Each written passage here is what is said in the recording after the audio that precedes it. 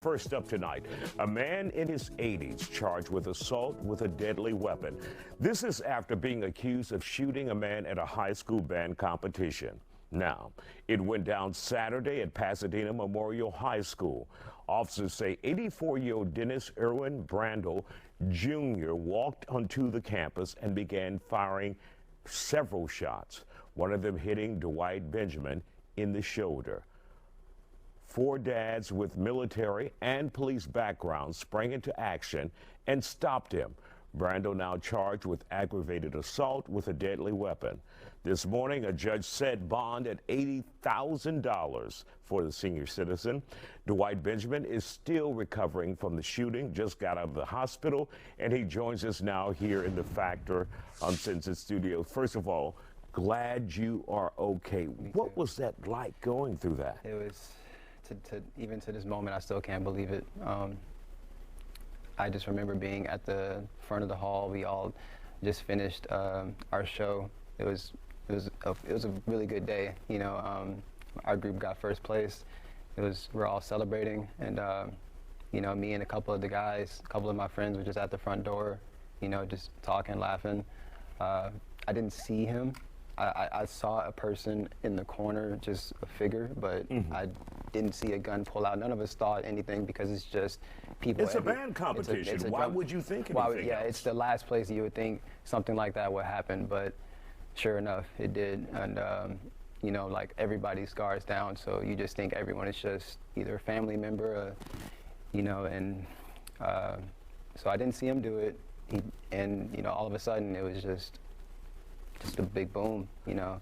And when you heard that boom and you felt that boom, yeah. What was that like for you? Imagine, like, I keep saying, like a baseball, like thrown at your shoulder at like 100 miles per hour. It just felt like a big bruise, like just an explosion, you know, and it didn't process until like after about 3 seconds after I looked at, you know, everyone's faces, and, you know, then we started running, and you know, what was going through my head is, you know, am I taking the right direction? Like, should I go behind this corridor? Should I go in this restroom? But like, no, like, he may corner me. I don't know if he has another bullet. Thankfully, he didn't, because his gun jammed, and he did try to fire more. And so I ended up making it halfway through the hall, but I fell, and another kid fell, helped me up.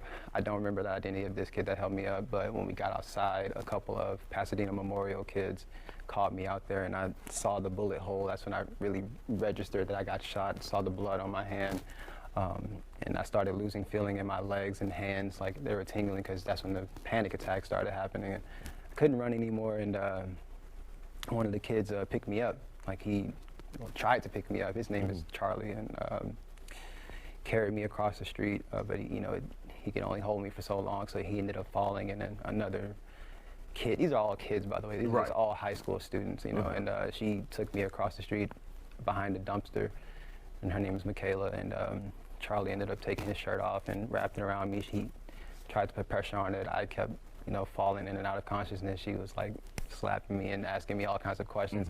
I couldn't answer it because I couldn't even like control my vocals. I couldn't even talk, you know, so all I can say was just 1-3, like just gave her my phone code and just call my mom, like just call my mom, get all the information from her. And the only thing that was calming me down was, you know, I mean, like how like when are they going to get here? You know, mind you that we're all calling 911. Right. No one's picking up, right? Because they're getting bombarded. So like they didn't answer me. It took them about 25 to 30 minutes to get there. Had the bullet would have been maybe 2 inches closer, I really don't think they would have made it, because I had, like, this is why I had to get life flighted, because it was so close to an artery. And so, you know, once they saw how close it was, like, you know, they can't give blood like in the ambulance, they had to do it in the helicopter. And so throughout that whole time, I was like, I just need someone to tell me that what I'm feeling right now is anxiety, or am I actually about to die? And that's a scary situation to go through. Yeah. And to reflect on what you have been through, and to hear media reports about this individual, this senior citizen who has been charged in this case. People have said he may have had dementia, because he said he felt like his life was in danger. Your thoughts about that? That type of thing is really in my situation, a little hard to believe. I am one that I try my best to see good in everyone and only associate with, good people. And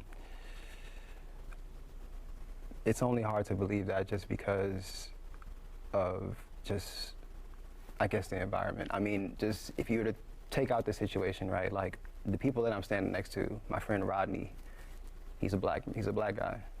My friend Kelton Richmond, another black guy. And then I'm with my coworker Scott. He's white, but it's like if you just take that in the context, there's three black guys in front of him. I mean, I don't want to draw any conclusions, but we can't ignore that topic. If he has dementia, I mean, the questions arise as to like, where is his caretaker? I mean, there's stories that his wife was there, and how did they even get there? Why are they even there? Like, they have no connection to the school. So like, what are you doing there? His whole thing was, there's people chasing him or people trying to kill him. But it's like, look at where you're at. I mean,